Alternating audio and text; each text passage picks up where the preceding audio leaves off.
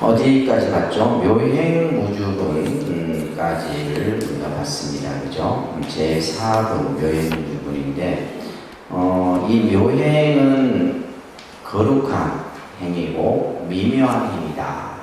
그래서 가장 거룩하고 미묘한 우리가 실천이 뭐냐? 나눔입니다. 그러니까 불교 용어로는 이제 보시인데, 그죠? 그래서 보살이 이 바라미를 수행하는 데 있어서 보시바라밀이 제일 먼저 설명이 되어지죠. 그것은 순서상으로도 보시바라밀이 앞에 둔 것은 다른 5바라밀의 근본이 되기 때문이에요. 그래서 우리가 보시라는 것은 내가 가진 것을 나눠주는 거죠. 이것은 정말 큰 마음이 없으면 안 되는 거예요. 그래서 불교에서는 이제 늘 이 불자님들에게 보시하는 마음을 갖도록 합니다. 그래서 그것이 물질이 됐든 정신이 됐든 내가 몸으로 하든 보시든 그죠? 뭔가 내가 그래서 어떻게 보면 가장 기쁠 때가 뭔가 내가 누군가에게 나눠줄 수 있는 마음을 가질 때 가장 행복하지 않나 싶어요. 그런데 지금 이 금강경에서는 그 보시를 함에 있어서 뭐요? 집착 없이 해야 된다. 그죠? 그 집착 없이 해야 된다는 것은 상을 가지지 마라. 상. 그래서 우리 이제 지난 시간에 안 오신 분들은 좀 읽어보셔야 됩니다. 아셨죠? 대답 들으려면. 이제 이 내용을 이해를 못하면 금강경이 또 어려워져요. 그래서 이 상에 대해서 이제 금강경에서는 아상, 인상, 중생상, 수자상. 아닙니다. 아상, 인상, 중생상, 수자상. 이 사상은 전부 뭐예요? 나를 중심으로 해서 만들어지는 그죠? 하나의 관념, 오착화된 관념이에요. 예를 들면 뭐 우리가 현대적으로는 우월의식이라든지 차별의식이라든지 열등이라든지 이런 여러 가지의 어떤 정신 분야에서도 그런 용어들을 쓰는데, 그래서 보통 이제 상이라는 말을 할 때 첫 번째는 뭐예요? 사물의 모습, 그죠? 사물의 모습을 상이라고 해요. 그래서 여러분들이 눈으로 보여지는 것들은 전부 뭐예요? 상이에요, 상. 그럴 때도 이 상이라는 글자를 쓴다고 했어요. 두 번째는 금강경에서는 의식의 고집. 이 상은 고집성이 있어요. 고집. 그래서 이거는 이거다. 이거는 옳다. 이거는 컵이야. 이건 뭐예요? 내가 이미 의식적으로 이것은 이렇다라고 하나의 뭐에 놓고요. 딱 고집이라는 것은 뭐냐면 딱 달라붙는 거예요. 마치 본드가 딱 붙듯이 그것 또한 뭐다? 상이라 얘기해요. 상이라. 그래서 의식의 고집보다는 관념이라는 말을 쓴다고 했어요. 그죠? 그런데 의식의 관념. 관념은 내가 생각으로 일으켜서 그것은 이럴 것이다 라고 생각하는 관념. 그 다음에 이제 세 번째가 우리 이제 전부 뭐가 있어요? 각자의 자기만의 고집이 있잖아요. 고집. 생각의 고집. 그래서 이제 이 고집이라고 하는 것은 어떻게 보면 사람마다 좋아하는 스타일이 다 다르죠. 기호가 다 다르다는 말이에요. 그것이 바로 고집이에요. 그래서 나는 이것만 좋아해. 난 다른 거 별로 다 틀리다 이 말이에요. 그리고 이제 네 번째가 뭐냐면 개인의 소견. 네 번째가 뭐라고요? 개인의 소견. 소견은 뭐냐면 나는 이렇게 생각해. 자기 생각. 그렇죠? 자, 지금 이렇게 네 가지의 의미를 상에서 쓰고 있어요. 그래서 우리가 사물의 모습이나 의식의 관념이나 고집이나 또 개인의 소견, 이것을 금강경에서는 뭐란다? 상이라는 말로 표현합니다. 그래서 아상, 인상, 중생상, 수자상이라는 용어가 이제 계속해서 설해지게 됩니다. 자, 오늘은 열의실견분 제5분을 보도록 하겠습니다. 자, 5분. 흥강만야바라밀경 열의실견분 제5이라 수고리여 그대 생각은 어떠한가 신체적 특징을 가지고 열애라고 볼 수 없습니다. 세존이시여 신체적 특징을 가지고 열애라고 볼 수는 없습니다. 왜냐하면 아침들 안 드셨어? 특징은 바로 신체적 특징이 아니기 때문입니다. 부처님께서 수고리에게 말씀하셨습니다. 신체적 특징들은 모두 헛된 것이니 신체적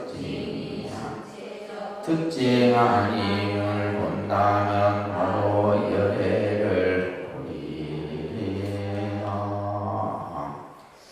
이 열인 실견이라는 말은 열이라는 말은 이치대로 이 말이에요. 진리대로 있는 그대로 실견 그것을 바로 보라는 거예요. 있는 그대로 바로 봐라. 우리는 근데 이제 우리 중생은 이 미혹과 어리석음으로 인해서 있는 그대로를 보지 못해요. 그러면 우리는 어떻게 봐요? 자기가 본 만큼 본대로 생각한 대로 느낀 대로까지만 보는 거예요. 그냥 있는 그대로 보라는 거예요. 있는 그대로. 근데 여기에서는 이제 부처님의 형상을 가지고 지금 이제 설명을 하고 있어요. 형상, 부처님의 모습. 이 금강경은 다양한 불교적 개념들이 서해지는 경전이에요. 그래서 특히 이제 우리가 이 다른 종교에서는 불교라는 종교를 예를 들면 형상, 불상이라는 형상을 모셔놓고 그죠? 거기에다가 막 절을 하고 하니까 뭐요? 이제 기독교인들이 봤을 때는 우상이다. 근데 그들이 맨날 강조하는 게 우상인 거예요. 근데 이제 가만히 보면 우리 불자들이 하는 행동이 우상처럼 해. 왜냐하면 부처는 진불은 상에 있지 않거든요. 상에 있지 않는데 우리는 자꾸 뭐냐면 이 중생의 가장 큰 문제가 뭐냐면 형상을 쫓아가는 거예요. 모양. 이렇게 우리는 길들여져 있어요. 여러분들이 뭔가를 선택할 때도 그죠? 드러나는 모습만 보고 선택을 하잖아요. 사람 선택할 때도 마찬가지죠. 그죠? 저 사람 속이 어떤지 성격이 어떤지 안 보고 뭐예요? 외모만 본다는 말이에요. 마찬가지예요. 그래서 우리가 예를 불상 절에 모셔놓은 불상도 보면 사실은 이제 그 상이라고 하는 것은 그냥 상일 뿐인데 그 상을 통해서 우리가 진짜의 부처의 모습을 봐야 되는데 그렇지 못하는 거예요. 그래서 육조 스님께서는 색신은 유상이다 이렇게 얘기했어요. 색신. 색신은 뭐예요? 물질로 이루어진 것은 우리 인간의 이 몸은 색신이잖아요. 그죠? 우리 인간이 지금 여러분들의 몸뚱아리는 뭐예요? 색신입니다. 색신. 색신이라고 해요. 말합니다. 색신. 이 색신을 이제 우리가 이제 뭐라 하냐면 신상이라는 거예요. 신상. 몸에서 보여지는 모습이죠. 그죠? 몸에서 보여지는. 그래서 이제 부처님 같은 경우는 이제 32상 80종호라고 하는 외형의 그런 어떤 아주 훌륭한 그런 모습을 가지고 있죠. 그래서 색신은 상이 있는 거예요. 유상이에요. 유상. 상이 있다는 거예요. 다시 말해서 뭐요? 보여진다는 거예요. 보여져요. 그런데 법신은 무상이다. 그러니까 법신. 이 법신은 뭐냐면 형상의 모습이 아니에요. 형상의 모습이 아니고 이것은 보여질 수 있는 것이 아니다. 그래서 법신은 뭐다? 무상이다. 그러니까 무상. 형상이 없는 거예요. 그래서 우리가 이제 법신 부처이신 비로자나 부처님은 비로자나불이라고 하는 형상을 해놨지만은 그 법신 자체는 뭐예요? 상이 없어요. 단지 이 법신이 색신의 모습으로 나타난 것이 바로 뭐예요? 서가모니 부처님이죠. 그 법신의 당체에서 보여지는 모습으로 나타신 부처님이 바로 누구라고요? 서가모니 부처님이에요. 결국은 하나의 몸이죠. 그래서 우리 여러분들이 교리 공부할 때 말합니다. 법신, 보신, 화신. 자, 이것을 삼신이라고 해요. 그러니까 삼신, 일체. 삼신은 하나예요. 그래서 법신이 됐든 보신이 됐든 화신이 됐든 그것은 전부 하나의 모습이에요. 자, 우리가 예를 들면 지금 이 법당에 5 부처님을 모신다는 거예요. 법신불, 보신불, 화신불, 약사불, 아미타불. 이 5 부처님이 다르냐면 다 같은 거예요. 다 어디에서 나온 거예요? 법신에서 나온 거예요. 이 개념이 여러분들이 이제 있어야지만 이제 상을 이렇게 우리가 쫓지 않는, 그죠? 예를 들면 법신의 진짜 부처를 보는 불자가 될 수 있는 겁니다. 그래서 육조스님께서는 범부중생은 색신열애만을 보고 이런 얘기를 해요. 책에는 없어요. 육조단경에 나오는 거예요. 금강경 5가에 나오는 얘기입니다. 그래서 중생은 색신열애, 다시 말해 형상이 있는 부처의 모습만 본다 이 말이에요. 그래서 법신열애를 보지 못해. 근데 우리는 뭐예요? 그 형상의 부처를 통해서 법신열애를 볼 수 있어야 된다. 그게 이제 진짜 부처의 모습을 보는 겁니다. 근데 우리는 자꾸 이제 형상만을 쫓다 보니까 있는 그대로의 참 부처의 모습을 보지 못해요. 자, 이 열의실경부는 자 보세요. 우리가 앞에서 제 4분에 보면 이렇게 해요. 보살은 마땅히 이와 가르친 대로 살아야 한다. 이렇게 이제 끝나요.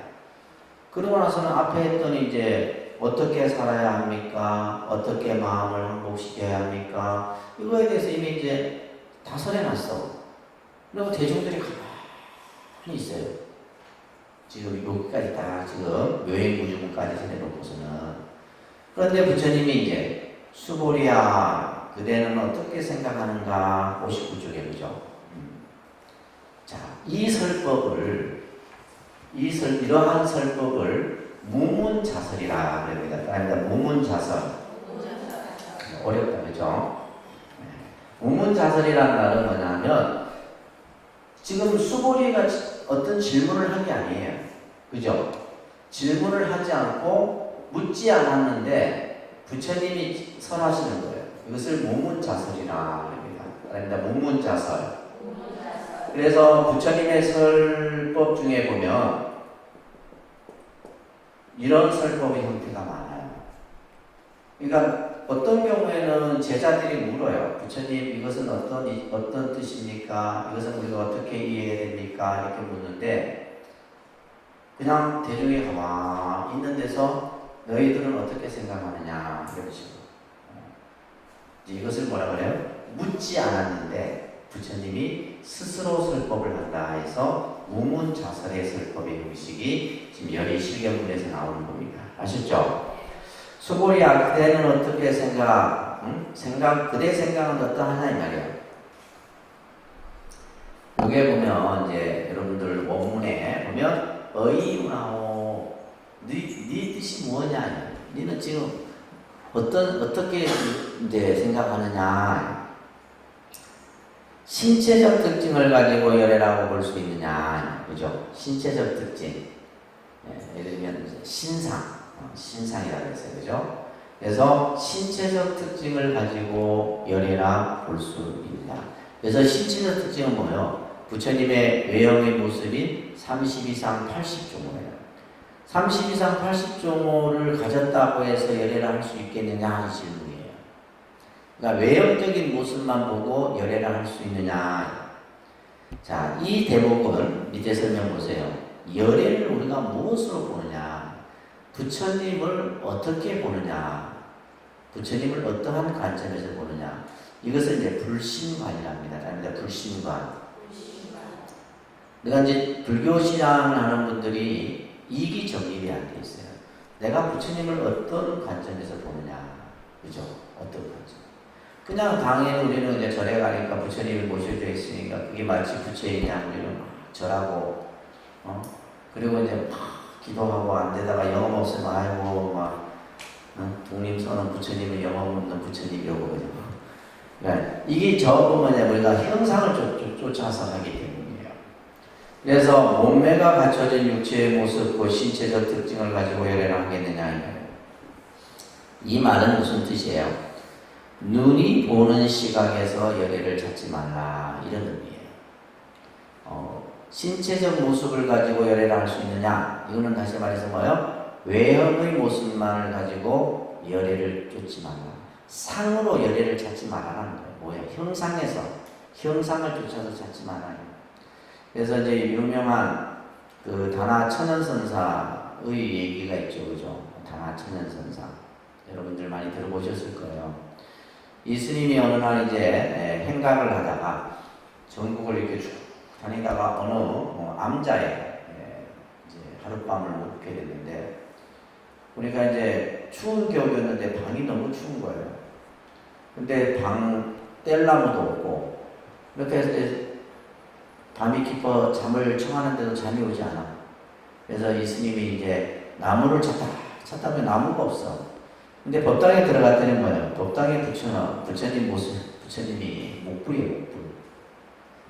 목불. 그래서 이 스님께서 그냥 그 불상을 도끼로 쫓아갖고 군부를 떠갖고 새벽까지 뜨끈하게 잠을 자고 있는데, 아침에 스님들이 예불을 하러 들어가는데 불상이 없어졌어요.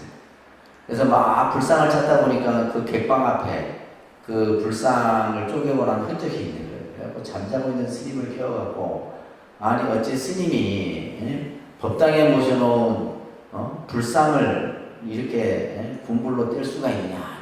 대중들이 막 화가 나서 막 이 선사가 하는 말이, 나는 스님들이 또 정성스럽게 그 부처님 앞에 절을 하길래 이게 진짜 부처인가 가짜 부처인가 한번 내가 시험해 보려고 했다.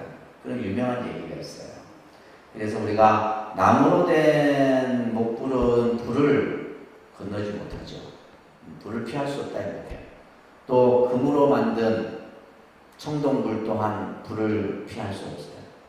또 흙으로 만든 부처 또한 물을 건너지 못해요. 무엇이 과연 참 부처냐.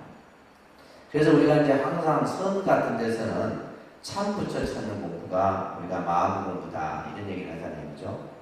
그래서 이 지금 금강경에서는 보여지는 모습에서 부처를 보려고 하지 마라. 그러니까 이제 수고리의 답이 뭐예요? 없습니다, 세존이시여. 그러니까 열애라고 볼 수 없다 이 말이에요. 신체적 특징을 가지고 열애라고 볼 수는 없습니다. 왜냐하면 열애께서 말씀하신 신체적 특징은 바로 신체적 특징이 아니기 때문이다. 자, 여기서 이제 예를 들면 열애께서 말씀하신 그 모습은 곧 모습이 아니다. 그러니까 그 상 자체가 진짜 부처의 모습은 아니다. 그래서 이제 수보리는 지금 해공제일이죠.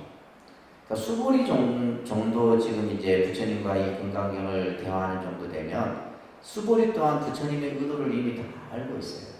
부처님이 어떤 내용을 우리들에게 설하려고 하시는지, 또 어떤 답을 듣고자 하시는지 그걸 알고 있는 거예요. 그러니까 이제 수보리가 열애께서 말씀하신 신체적 모습이라고 하는 것은 그것은 신체적 모습이 아니기 때문입니다. 자, 이 말은 뭐냐면 객관경계라는 말을 우리가 많이 씁니다. 불교에서 합니다. 객관경계. 주관경계가 있고 객관경계가 있어요. 우리가 주관은 뭐예요? 내 안에서 일어나는 그 상황을 경계라는 말을 우리가 많이 쓴다고 했잖아요. 그죠? 경계라고 하는 것은 우리가 예를 들면 어떤 상황이에요. 어떤 벌어진 상황. 그래서 경계도 보면 역경계, 순경계 이런 이제 용어 표현도 있고, 여기서 말하는 객관경계. 객관경계는 뭐냐면 우리가 눈이 있잖아요. 눈은 뭐예요? 어떠한 대상을 보잖아요. 그러면 그 대상이 뭐예요? 객관경계예요. 내가 지금 컵을 보면 이 컵이 뭐예요? 객관경계예요. 컵을 보고 이거 스테인리스로 되어 있으니까 어떻게 해요? 깔끔하다 느끼는 뭐예요? 주관경계예요. 무슨 말인지 이해되세요? 그러니까 우리가 예를 들면 객관경계고, 또 내가 그것을 인식하는 것은 뭐다? 주관적 경계예요. 그래서 경계라는 말을 씁니다. 좀 어려운 말인데, 근데 불교에서는 이런 용어들을 보편적으로 써요. 그래서 객관 경계의 겉모양을 분별하는 인식으로는 열애를 찾을 수 없다. 모양을 인식한다는 것은 실상을 미혹한 경계인데도 이를 모르고 우리는 감각에 의존해서 사물의 참모습을 모르기 때문에 중생. 그래서 외형의 가상을 떠나야, 그러니까 눈으로 보여지는 그 모습을 떠나야지만 진짜 열애를 볼 수 있다. 우리가 보는 사물의 외형적 모습은 임시적으로 나타나 있는 거짓 모습에 불과하다. 우리는 이렇게 볼 줄 알아야 돼요. 우리 눈에 보여지는 모든 그러한 모습들은 뭐예요? 임시적이에요. 그래서 임시적이라는 말은 인연에 의해서 만들어진 거예요. 인연에 의해서 만들어졌다. 그러니까 인연에 의해서 만들어졌으니까 뭐야? 또 인연에 의해서 없어지는 거예요. 그러니까 임시적인 거예요. 우리 몸뚱아리도 임시적인 거예요. 유한하잖아요. 영원하지가 않잖아요. 그죠? 모든 것도 다 마찬가지예요. 이 지구도 마찬가지예요. 이 우주도 마찬가지예요. 전부 임시적으로 만들어진 거예요. 근데 이 임시적으로 나타나 있는 거짓 모습이라는 것은 뭐예요? 허상이고 가상이다 이 말이에요. 실제의 모습이 아니다. 근데 우리는 뭐예요? 그것을 실제의 모습이냐 생각합니다. 모두가 무상 속에 있다 이 말이에요. 이것이 변화하여 없어지는 것이므로 실제의 참모습이 될 수 없다라는 말이 바로 이런 뜻이에요. 시간에 따라 변천하는 임시적인 가상을 실제가 있는 것이냐 착각하게 된 것이 바로 전도된 소견. 전도된 소견. 전도됐다는 것은 뒤바뀌어진 거예요. 뒤바뀌어진 생각이다. 그러니까 쉽게 말해서 우리가 중생들이 생각하는 생각이 뭐예요? 거꾸로진 거예요. 영원하지 않는데 우리는 자꾸 영원하다고 생각하고 있는 게 아닌데 우리는 뭐예요? 그것이 마치 있다라고 생각하는 거예요. 근데 그것은 전부 뭐다? 거짓된 모습이다. 그렇게 안 보이죠? 공부를 해야지 그래. 그게 이제 뭐 영만 보고 되는 게 아니라 뭘 해야지? 바람이를 닦아야지만. 그래서 이제 이 금강경과 반야신경의 공의 이야기와 다 똑같은 내용이에요. 의미상으로 보면. 그래서 그런데도 중생들은 집착 속에서 이 전도된 소견이 꽉 차서 실상의 진리에 눈이 보이게 돼요. 전부 허상을 마치 있는 것이냐 생각하게 된다. 여기서 중요한 것은 뭐예요? 집착으로 인해서 이제 만들어진 생각. 이거는 이거다. 이거는 내 거야. 뭐 이런 생각들이죠. 이걸 우리는 한마디로 뭐라 한댔어요? 상이다. 금강에서 뭐라 한다고요? 상. 전도된 소견도 상이에요. 그런데 중생들의 집착 속에서 이 전도된 소견이 꽉 차서 실상의 진리에 눈이 멀게 되고 실견이 아닌 망견. 말합니다. 실견, 망견. 실견은 다른 말로 말하면 정견이라는 말과 같은 말이에요. 바르게 보지 못하고 망령되게, 망견은 거짓되게 본다는 말이에요. 거짓되게 봄으로써 사물을 분별하여 거기에 뭐다? 뭘 만들어요? 고정관념. 뭘 만든다고요? 이거는 그냥 이름이 컵인데 우리는 이게 컵이야 라고 딱 뭘 해요? 고정관념화 시키거든요. 이것은 나야. 이 몸뚱아리는 내 거야 라고 이렇게 우리는 하나 뭐 만들어 나갑니다. 그래서 자기 고집에 빠지게 돼요. 이 지금 전부 뭘 얘기하는 거예요? 상을 얘기하는 거예요. 상에 대한 생각. 그러므로 시류가 아닌 가위의 상태에서는 그 실제가 공한 것임을 알아야 집착을 벗어나 진실된 지견을 받을 수 있고, 그 자리가 바로 뭐예요? 부처의 모습을 볼 수 있는 자리다. 다시 말해서 우리 눈에 보여지는 형상으로는 부처를 보지 못한다는 말이에요. 그 형상을 통해서, 그죠? 진짜. 자, 그러면 어떤 분이 그래요? 스님, 근데 뭐 절에 불상이 필요 없지 않습니까? 라고 반문할 수도 있어요. 그러니까 우리가 예를 들면 통도사나 이런 보궁에는 불상이 있어요? 없어요? 불상이 없다. 불상이 없고 근데 이제 또 보면 그런 정멸봉은 또 탑을 하나에 탑에 마치 또 부처님이 있는 양 생각합니다. 그죠? 그 부처님의 사리탑이 보궁에는 불상이 없고 뒤에 바로 사리탑이 있잖아요. 부처님 사리탑이 있는데 그 탑에 또 부처님이 있다 생각합니다. 그것 또한 뭐요? 잘못된 집착인 거예요. 그러면 왜 그냥 우리가 불상이라고 하는 이 형상을 만들어서 여러분들에게 거기에다가 공양을 올리도록 하고 뭐 절을 하고 이렇게 하도록 만드느냐? 근본은 뭐요? 그 형상을 통해서 진짜의 부처를 보라는 거예요. 그러면 그 진짜의 부처가 바로 뭐예요? 법신입니다. 법신.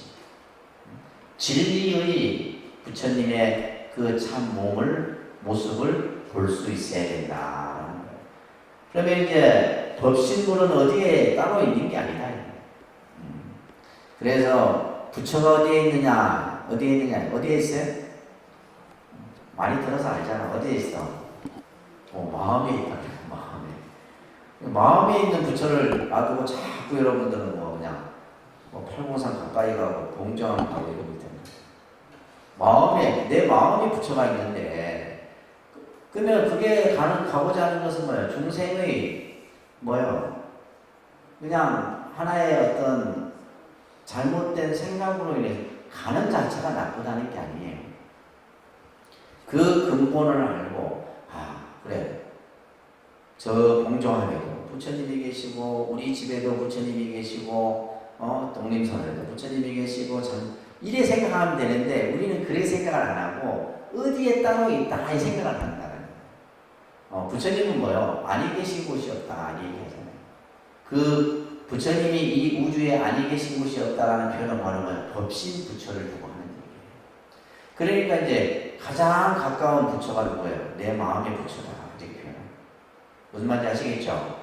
내 안에 부처가 있는데 우리는 자꾸 형상을 쫓아서 부처를 찾으려고 하고 형상의 모습을 보고 그러니까 이제 다른 사람이 봤을 때 보면 저렇게 막 무릎이 닳도록 절을 하고 있으니 우상숭배라고 볼 수도 있는 거죠 사실. 근데 우리가 절을 하면서 상을 보고 절을 하는 게 아니잖아요. 상을 보고 절을 하는 게 아니라 형상을 보고 절을 하면 여러분들은 우상이 되는 거예요. 상을 보고 절하는 것이 아니라 내 마음의 진짜 부처 이 우주의 이 모든 법계에 있는 부처를 향해서 내가 그 절은 결국 누구를 위한 절이에요? 나를 위한 절이에요. 여러분들은 착각을 해요. 부처님에게 절한 거 아니에요. 우리가 법당에서 절을 하는 것은 나 자신에게 절을 하는 거예요. 나에게 절을 하는 거예요. 아셨어요? 부처님이 뭐 절 받는다고 들어갈 때 있는 게 아니라 자, 그래서 부처님께서 수고리에게 말합니다. 신체적 특징들은 모두 헛된 것이니 신체적 특징이 신체적 특징 아닌을 본다면 바로 열애를 봅니다. 이게 이제 금강경의 유명한 이제 사국의 첫 구절이 되게 됩니다. 여러분들 신임집 다 가지고 계시죠? 한문본을 한번 가보시면 자, 따라합니다. 범소유상 계시허망 약견재상비상 직견열애 이 구절이 이제 여기가 경전마다 사국예가 있어요. 사국예. 이 사국예의 의미는 뭐냐면 그 부처님의 그 전체 경에서 핵심의 구절이다라고 이해하시면 됩니다. 아시겠죠? 자, 이걸 한번 써보세요. 공책에다. 범소유상 계시허망 약견 재상 비상 직견. 건강 경전 공부할 때는 공책 같은 걸 하나씩 가지고 다니세요. 그래도 노트가 하나 있어야지. 다 가지고 계세요? 네, 가지고 계셔서 써보셔야 돼요. 범소유상 계시허망 그죠?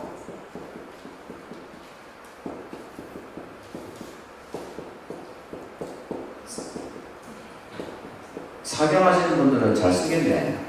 계시허망 약견 재상비상.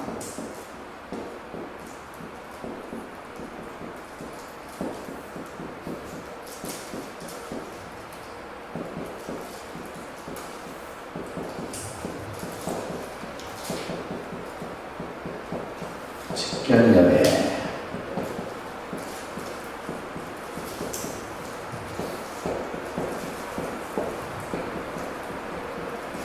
자, 따라합니다. 범소유상, 계시허망, 약견 재상비상, 직견열애. 자, 여기서 이제 범소유상, 무릇 상이라는 것은, 모양이라는 것은, 그죠? 여기서의 이 모양은 뭐냐면, 어떤 걸 뜻하냐면, 이제, 거짓된 모습에 나타난 모습이에요. 이거는 실체가 아닌데, 이것을 우리는 이제 뭐냐면, 가관이라고 해요, 가관. 거짓 가짜를 써갖고, 따라합니다. 가관. 좀 어려운, 이제, 나중에 이런 중도 사상이나 이런 걸 공부해야지, 이제 여러분이 조금 이해를 해요. 그래서, 무릇 상이라는 것은, 이것은 뭐냐면, 거짓된, 게 보이는 모습이다, 이 말이에요. 이것은 뭐냐? 계시의 허망이다. 허망하다. 이거는 뭐 한 거예요? 다 부질없는 거다. 허망한 거예요. 있는 게 아니에요. 우리가 예를 들면 실제 여러분들이 눈으로 보여지는 것은 전부 이거는 뭐예요? 거짓된 모습으로 보여지는 것들이에요. 근데 우리는 이제 이것을 실제 있는 것이냐 생각하는 거예요. 그래서 이거는 뭐냐면 공간이에요. 그러니까 공간. 모든 것은 다 공한 것이다. 이런 의미가 이 구절 속에 담겨 있는 거예요. 모든 것은 거짓된 것이고 다 공한 것이다. 아무것도 없는 거예요. 본래 아무것도 없는데 우리는 이제 만들어 놓은 거잖아요. 뭐요? 만들어 놓은 거예요. 이것도 전부 다 만들어 놓은 거예요. 만들어 놨는데 그것은 영원하지 못하는 거죠. 뭐 시간이 지나면 또 없어지는 거잖아요. 그래서 무릇 상은 다 뭐한 것이다? 허망한 것이다. 그래서 아까 이 상은 뭐예요? 모습, 내 생각, 관념, 고집 이런 것들. 그러니까 상이라는 글자가 나왔을 때는 이런 의미를, 그러니까 예를 들면 우리가 예를 들면 이거는 이것이다 라고 하는 건 뭐예요? 그거는 허망한 거예요. 내가 그릇된 생각에서 만들어진 것이다. 그래서 약견 재상비, 모든 상이 아닌 줄 알면, 상이 아닌 줄 본다면, 이제 상이 아닌 줄 본다면 이것을 뭐라 하냐면 중도관이라고 합니다. 그러니까 중도관. 그래서 불교는 결국 이 중도관을 얘기하고자 하는 거예요. 가강, 공강, 중도관. 이것을 삼관이라고 해요. 삼관. 좀 어렵죠, 그죠? 삼관이라고 해요. 예. 관이라고 하는 것은 뭐냐면 어떻게 바라보느냐, 어떠한 관점으로 보느냐. 그래서 우리가 상이라는 것은 이거는 뭐요? 거짓된 것이다. 그죠? 그래서 다 이것은 허망한 것이기 때문에 이건 공간이고, 그러면서 상이 아닌 줄 알면 이 상 자체를 부정하는 게 아니에요. 중도가는 상 자체를 부정하는 게 아니라 그래 이거는 잠시 있다가 없어지는 거야. 이제 생각하는 건 뭐예요? 중도관이에요. 그래 우리 이 몸뚱아리는 잠시 2년 동안에 있다가 없어지는 존재야. 이게 중도관이에요. 그렇게 세상을 본다라면 바로 뭐다? 열애를 볼 것이다. 여기서 열애는 뭐예요? 법신열애입니다. 참부처를 볼 수 있을 것이다. 자, 여기서 지금 신체적 이런 걸 설명 보세요. 신체적 특징은 헛된 것이다. 그죠? 외형의 모습, 나타난 모습은 전부 헛된 것이다. 라고 한 것은 뭐예요? 상을 부정하고 공을 드러내는 말이다. 그래서 이제 아까 얘기했듯이 가관, 공간의 개념으로 지금 말하고자 하는 거예요. 그래서 신체적 특징이 신체적 특징 아님을 본다면 바로 열애를 보리라. 라고 한 것은 뭐예요? 공 속에 실상의 모습이 있다. 이게 바로 중도관이에요. 중도관. 그래서 불교는 우리가 깊이 알면 어떤 부정적 개념이 있는 게 아닙니다. 그러니까 우리가 잘못 생각하고 있는 그릇된 생각을 확실하게 고쳐주고 있어요. 생각의 이 전환, 이게 필요합니다. 무슨 말인지 아시겠어요? 근데 여러분들은 그 생각을 안 바꾸려고 해요.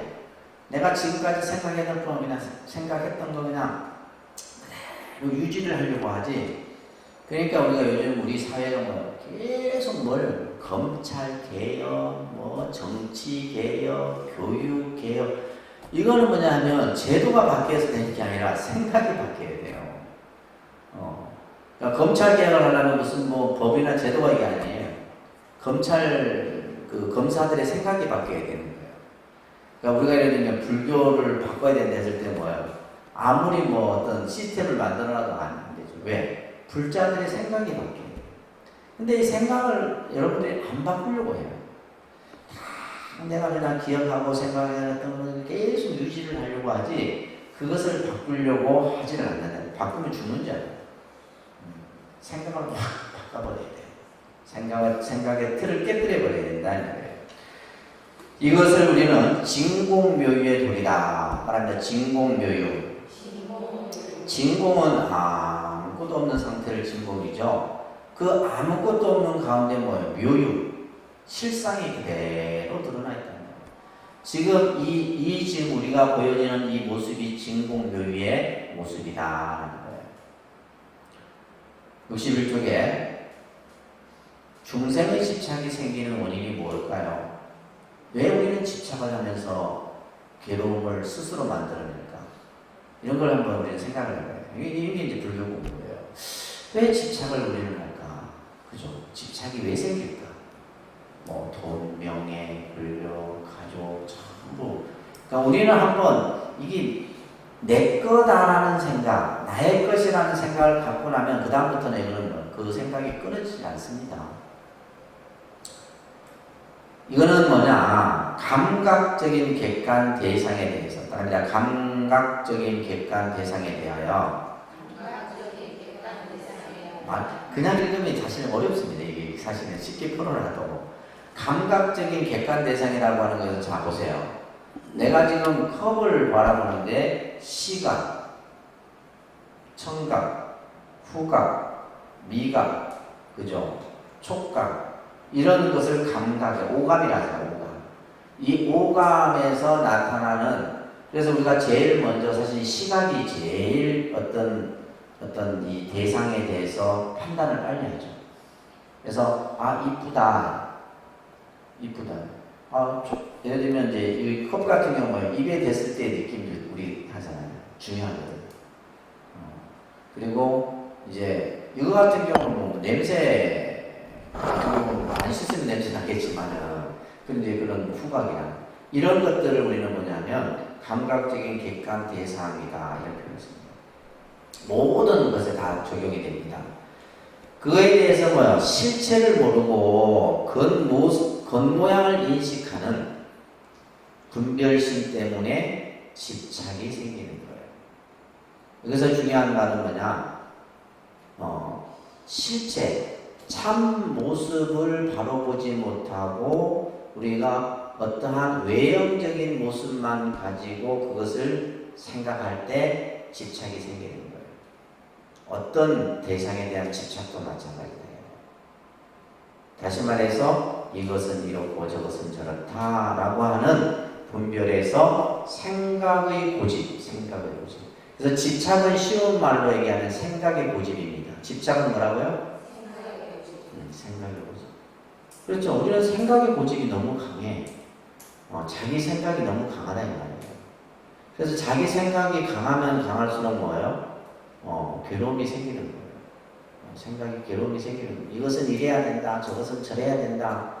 그래서 내가 항상 말씀드리죠. 절집안에서는 이것은 이래야 된다. 이런 법칙 없어요.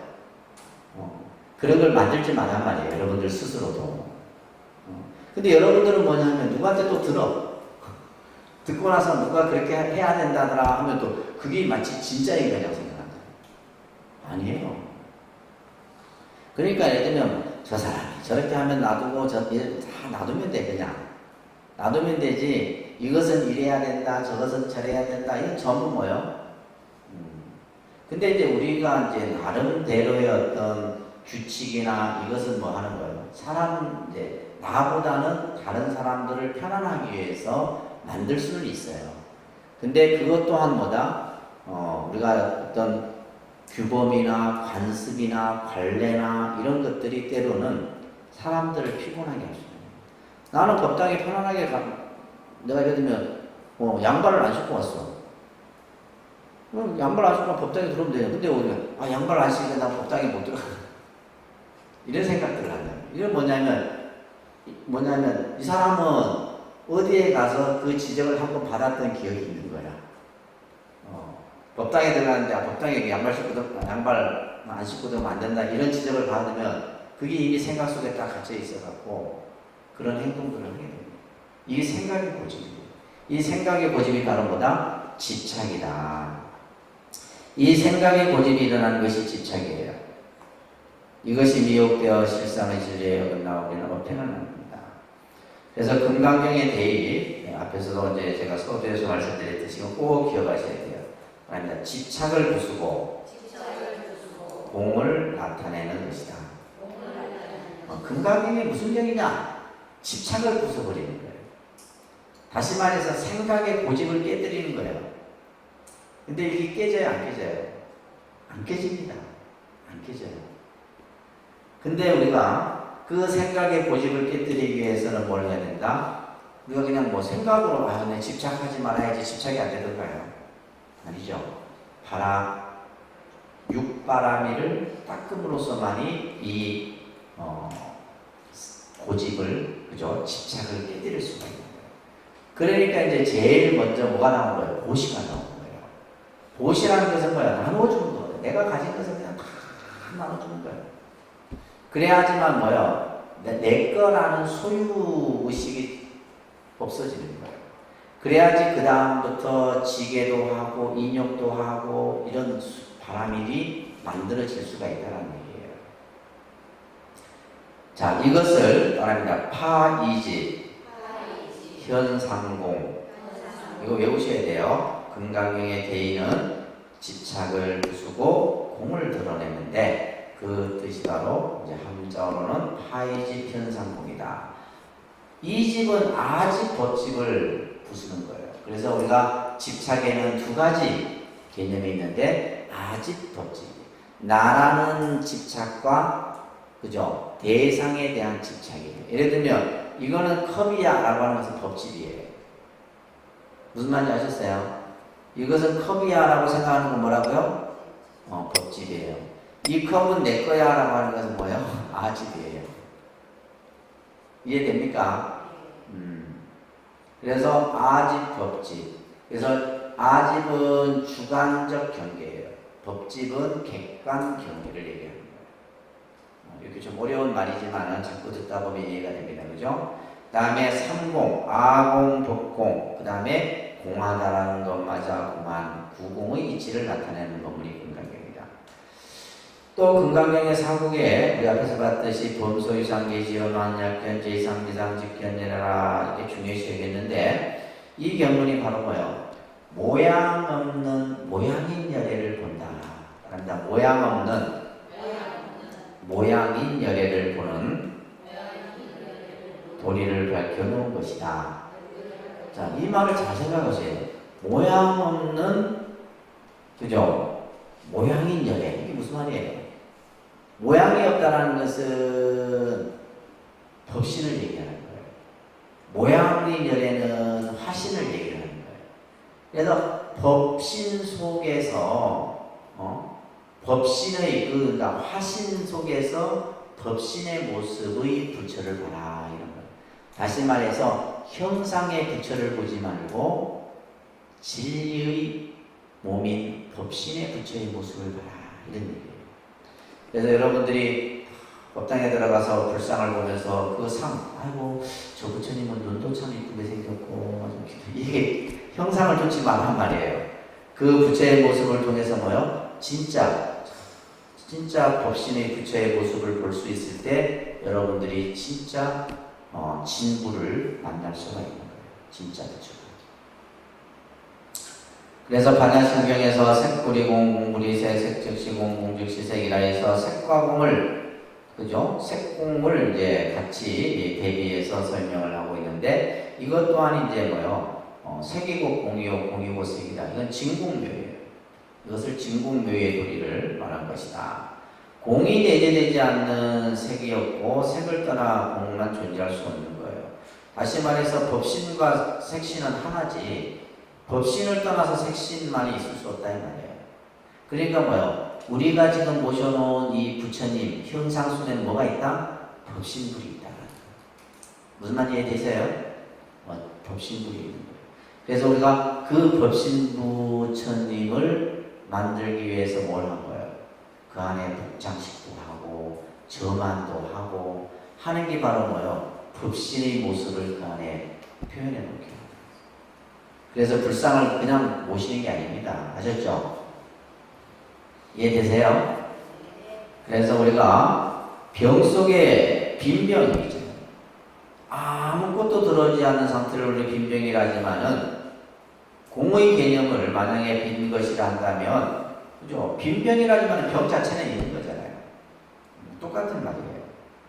병이 전제되고서 비었다 하는 것이므로 공과 색은 떨어지지 않는 것이다. 자, 이런 얘기가 지금 이제 열이실경문에서 전해지고 있습니다. 62쪽에 보면 이 금강경에는 27번의 수고리가 의심을 일으키는 장면이 나와요. 27번.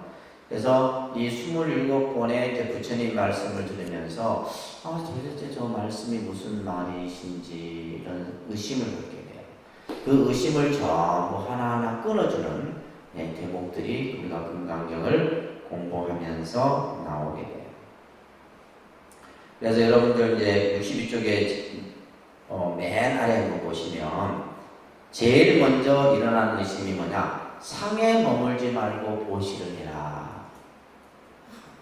그러니까 수고리가 의심을 하는 이 의심과 우리가 의심을 일으키는 의심과 같은 말이에요.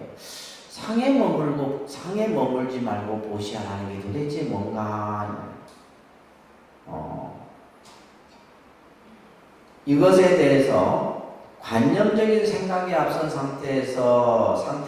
관념적인 생각이 앞선 상태가 어떤 상태예요? 내가 얼마를 하면 될까? 저 사람은 얼마를 했는데 나는 이게 뭐예요? 관념적인 생각이에요. 내가 이만큼 하면 주지 스님이 마음에 들어 하실 거예요. 여기까지도 못 생각하고. 그 생각을 왜 하냔 말이에요. 그러면 그거는 뭐냐면 상을 가지고 내가 보시는 거예요.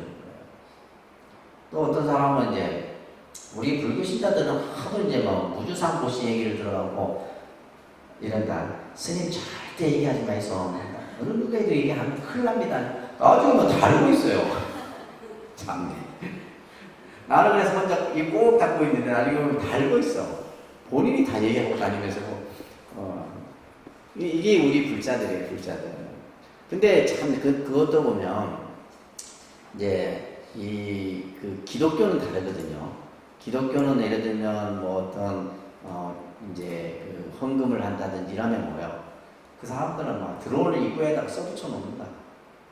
어느 성도가 얼마를 하고 해서 실제 그래요.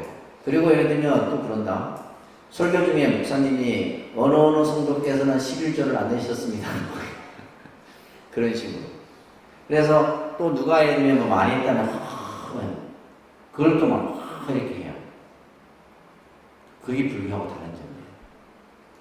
불교. 하여튼 좀 특이해. 자, 그래서 관념적인 생각이 앞선 상태가 되지 말라는 말. 이게 바로 그거예요. 그죠? 상에 머물지 말고 보시하라. 이런 말이 그런 뜻이에요. 그래서 묘행구주분에서 부처님이 보시 등을 하는 것은 결국 뭐다? 부처가 되기 위한 수행이에요. 깨달음을 얻기 위한 수행이다. 이 말이에요. 그래서 보시에는 어떤 목적, 곧 부처가 되겠다는 목적이 분명히 있다라는 거예요. 내가 보시를 하고 지게를 하고 인욕을 하고 하는 것은 그 목적이 있다. 자, 그래서 목적의식이 차 있는 마음이 어떻게 상을 떠날 수가 있느냐, 이 말이에요. 우리가 이렇게 보시를 한다는 것은 결국 어떤 좋은 목적을 가지고 있는 거죠. 그러면 어떻게 그 좋은 목적이 있는데 상을 떠날 수 있느냐, 라고 하는 것에 대해서 이제, 상 없는 수행을 해서 상 있는 부처가 된단 말인가, 상이 없는 수행을 통해서, 그러니까 무주상 보시를 통해서 형상이 있는 부처가 된다는 말인가, 뭐 이런 식의 이제 수고리가 의심이 일어나는데, 이제 이 의심을 없애주기 위해서 이제 부처님이 수고리에게 수고리야 어떻게 생각하느냐.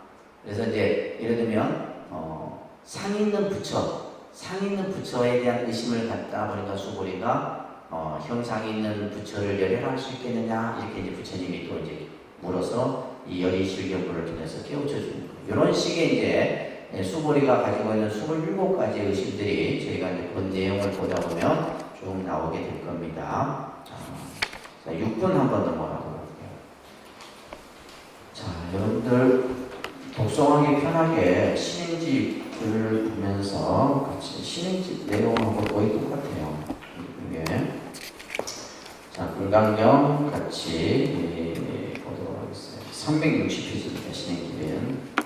정신 희우분이에요. 정신. 여기서 이제 깊은 믿음이다, 이렇게 되어 있는데, 같이 한번 독서합니다. 수고리가 부처님께 여쭈었습니다. 세존이시여 이와 같은 말씀을 듣고 진실한 믿음을 내는 중생들이 있겠습니까? 부처님 큰 소리로 하세요. 말씀하셨습니다. 그런 말 하지 말라. 열애가 열반에 든 500년 뒤에도 길을 지니고 복덕을 이러한 말에 진심을 낼 수 있고 이것을 진실한 말로 여길 것이다. 이 사람은 한 부처님이나 두 부처님 서너 다섯 부처님께 성근을 심었을 뿐만 아니라 이미 한량없는 부처님 처소에서 여러 가지 성근을 심었으므로 이 말씀을 잠깐이라도 정정한 믿음을 내는 자임을 알아야 한다. 수고리야 열애는 이러한 중생들이 이와 같이 한량없는 복덕 얻음을 다 알고다 본다. 왜냐하면 이러한 중생들은 다시는 자아가 있다는 관념, 계화가 있다는 관념, 중생이 있다는 관념, 영혼이 있다는 관념이 없고 법이라는 관념이 없으며 법이 아니라는 관념도 없기 때문이다. 왜냐하면 이러한 중생들이 마음에 관념을 가지면 자아야 중생 영혼에 집착하는 것이고 법이라는 관념을 가지면 자아야 중생 영혼에 집착하는 것이기 때문에 왜냐하면 법이 아니라는 관념을 가져도 자아야 중생 영혼에 집착하는 것이기 때문이다. 그러므로 법에 집착해도 안 되고 법 아닌 것에 집착해서도 안 된다. 그러기에 열애는 늘 설했다. 그리여 나의 설법은 뗏목과 같은 줄 알아라. 또 버려야 학원을 하물며 법 아닌 것이라. 그래서 사실 우리가 뜻을 모르고 이 금강경 같은 경우 이렇게 하루에 한 편씩 읽으면 말 그대로 법장 소멸이 됩니다. 나중에 이제 이 금강경에 그 내용이 나와요.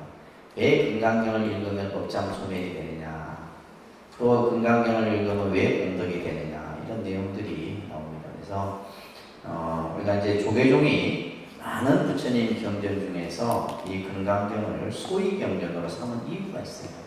나름대로 뭐 부처님 말씀이 다 훌륭한 말씀이지만은 지금 우리 한국 불교의 어떻게 보면 수행이나 또 어떤 정신이나 또 우리가 나가야 되는 방향이나 이런 것에 가장 적합한 가르침이 금강경입니다.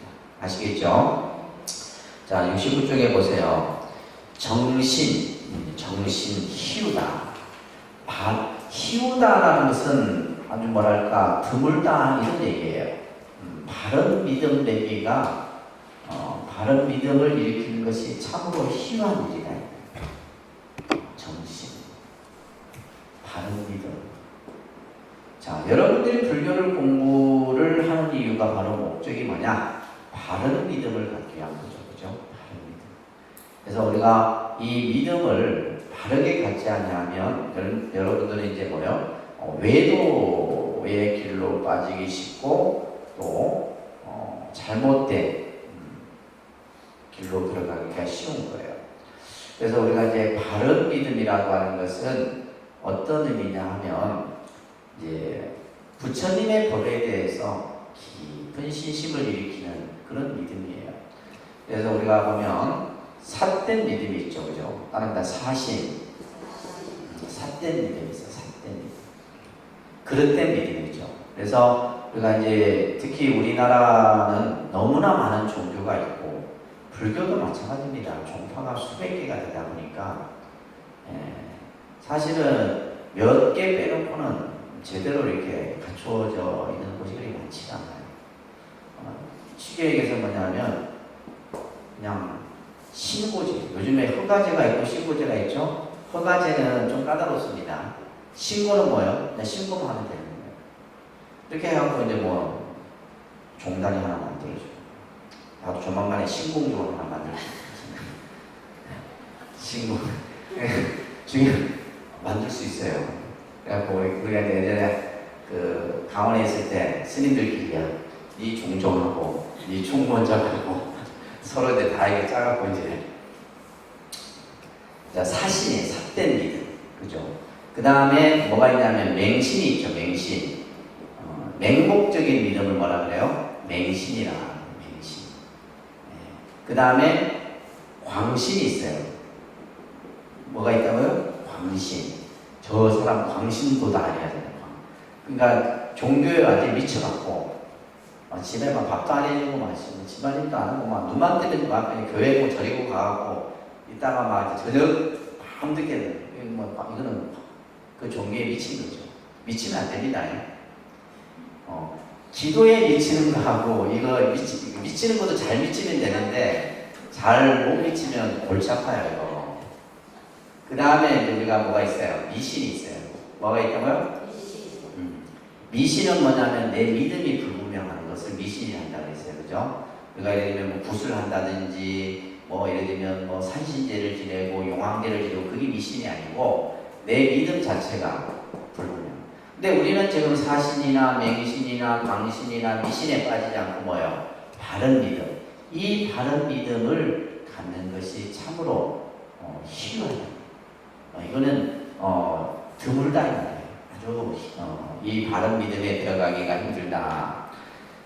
자, 여기에서 이제 수보리가 물음을 이제 질문을 하며 부처님이 답을 합니다. 수보리가 부처님께 여쭙습니다. 세존이시여, 이와 같은 말씀, 뭐요? 이와 같은 말씀이 바로 무릇상이라고 하는 것은 허망한 것이니 만약에 상을 상이 아닌 줄 알면 열애를 볼 것이다. 이런 이제 그죠? 또 앞에서 얘기했던 상의 없이 보시를 해라. 상의 없이 베풀어라. 이런 말을 듣고 과연 진실한 믿음을 내는 중생들이 있겠습니까? 그래서 진실한 믿음이 정신이에요. 그죠? 다른 믿음을 일으키는 사람이 있겠느냐? 자, 밑에 보시면 수보리가 부처님의 법문이 너무 심오하다고 생각해서 과연 이 깊은 법문을 중생들이 믿고 그것을 알아들을 수 있겠느냐. 그래서 열의 실격은 열의 참모습에서 말씀하신 신체적 특징이 신체적 특징이 아님을 본다면 바로 열애를 보리라는 말씀과 어디에도 물음 없이 관념전 생각에 앞선이 없는 수행으로 모양 없는 부처를 이룬다 이런 뜻의 말씀에 우리가 부처가 되겠다는 생각으로 수행을 하는 것인데 그렇다면 부처가 되겠다는 생각을 가지는 것도 안 된다는 말인가? 예를 들면 우리가 이제 상은 결국 부처가 된다라고 하는 것은 그 부처가 된다라는 것도 상을 받는 것인데 그것을 가져서도 안 된다는 말인가에 대해서 이제 수고리가 이제 질문을 한 거죠. 자, 그 밑에 보면 법이 쉬워야 중생들이 잘 믿을 텐데 그래요.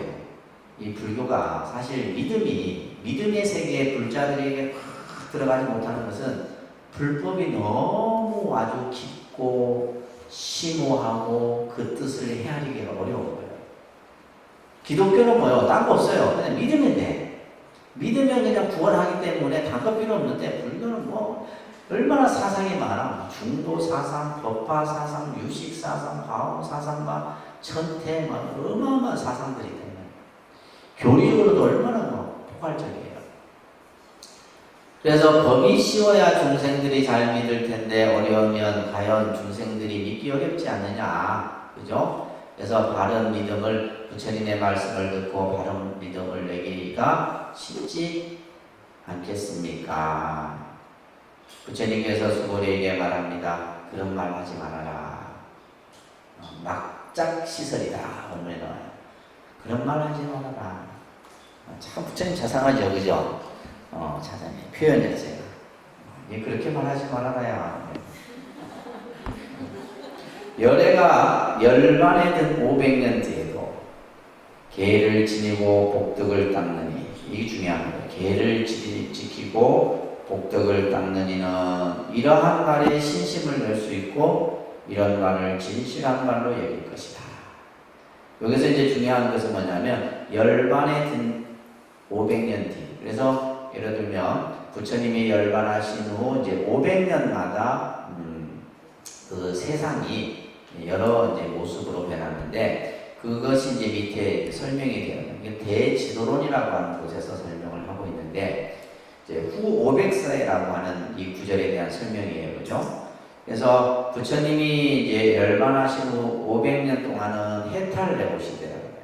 그래서 많은 사람들이 깨달음을 얻어요. 많이 깨달음을 얻고 하던 시대고 또 500년이 지나면 1000년이 되겠죠. 그죠? 그때는 선정되고 시대예요. 나름대로 이제 선, 명상 이런 것들을 통해 갖고 또 이제 마음의 평안을 도를 이루어 그 다음에 또 500년, 1500년이 되겠죠. 그 세 번째 500년이 되면 다문내고예요. 불교를 막 그냥 지식으로 이런 쪽으로 많이 안 해요. 거의 이제 북파불교 시대, 이런 시대. 그러면서 수행이 점점 쇠퇴하는 시대가 돼요. 그리고 네 번째 500년이 되다는 탑사례고라고 했다는 탑사례고. 2000년이 돼요. 2000년. 2000년이 됐을 때는 뭐예요? 탑사. 그러니까 스님들은 공부도 안 하고 수행도 안 하고 맨날 탑이나 세우고 절이나 짓고 이런 시대잖아요. 진짜 부처님이 예언대로 이게 지금 진행이 된 거예요. 부처님이 금강경에서 후 500세라는 이 500년마다 해탈레고 시대, 선정레고 시대, 다문레고 시대, 탑사레고 시대. 그리고 나서 마지막 500년, 2500년이죠. 올해 불교 2563년이니까 지금 시대예요.